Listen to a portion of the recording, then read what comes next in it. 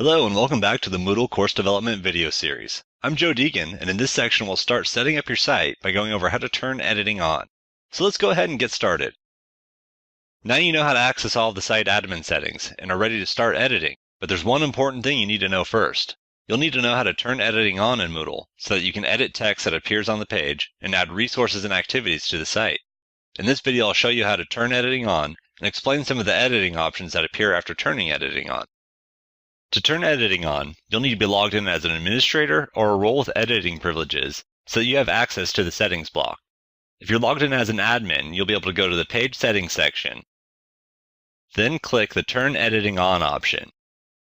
And if you're on a course site like this one, you can turn editing on by using this Turn Editing On button in the upper right corner, or you can scroll down to the Current Page Settings option and turn editing on right here.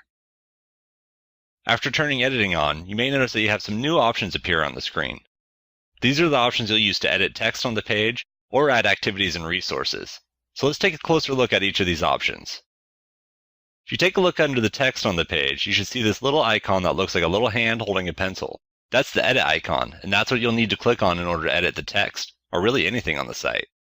Depending on the theme you are using, this icon could look a little different, but most themes use a similar icon, and it's used throughout the site for anything that can be edited. And if I click on the edit icon,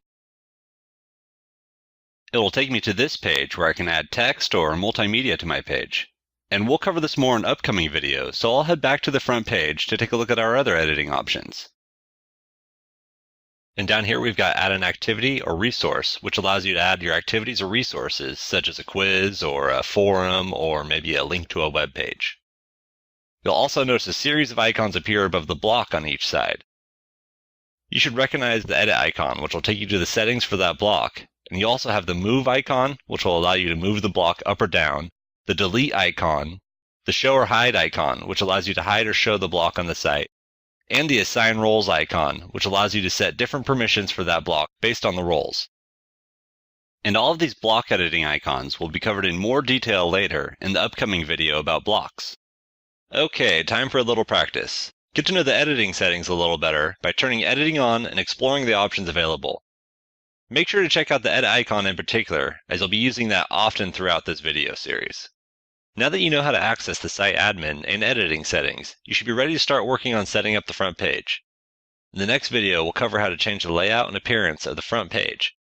That's it for the Turning Editing On video. I'll see you in the next one.